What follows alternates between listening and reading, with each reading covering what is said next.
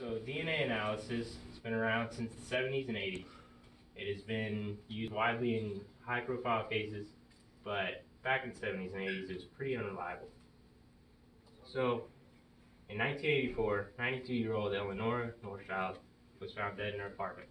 She was a victim of strangulation and blunt force trauma. The coroner found that blunt force trauma was the cause of death. Two items in the crime scene were tested for evidence, DNA evidence. The two items tested were a bed sheet that she was strangled with, and a lamp that she suffered blunt force trauma to. These two items led to results from the DNA. They led to a suspect, and they led to a conviction. 26 years later, 2010, the lead detective, Harvey, that was on the case, felt uneasy, so he re-examined the evidence.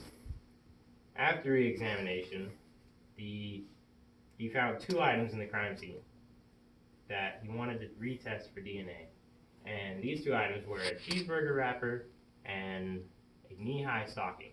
So these two things led to the case being reopened, a retrial, and a new suspect and a new conviction, which ultimately means a wrongful conviction. So this is only one case in which DNA analysis has failed the criminal justice system. This is not an uncommon thing for a case from then to be re-brought up in 2010. Now, this is not the only thing that fails when it comes to DNA analysis. The forensic part isn't the only part. Juries also impact this very heavily because there's a common disbelief in physical evidence. And in 2005, a Gallup poll found that 85% of people do not believe, or 85% of people believe that DNA evidence is admissible or very reliable in court. So that leaves 15% of people. 15% of people do not believe that evidence is reliable in court, DNA evidence, that is. So if this poll was taken in 2005, you can only imagine that in 1984, these numbers were much higher. Because the process of DNA analysis was much more crude and it was new to the criminal justice system. So juries were swung against DNA forensics very commonly.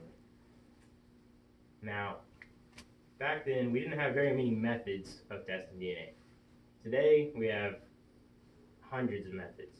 Each method caters specifically to each crime, and we can narrow people down in a wide variety. So we have three methods today that we use. The first of those methods is the most common, which is referred to as DNA fingerprinting. So DNA fingerprinting is essentially a sample is taken, it's ran through a machine, many satellite probes are put through the sample, and this sample and these probes produce a barcode. This barcode is obviously unique to each individual.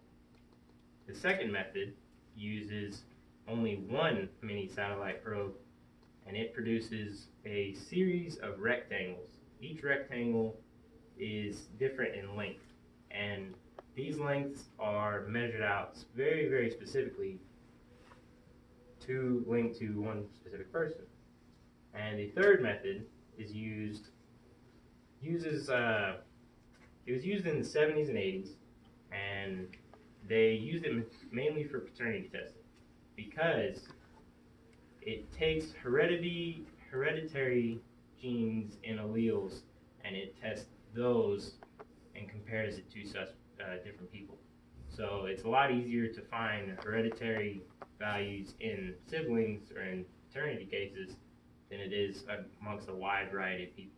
So we don't really use that method as much anymore, but it is an important method because it's used widely in more cheap paternity tests.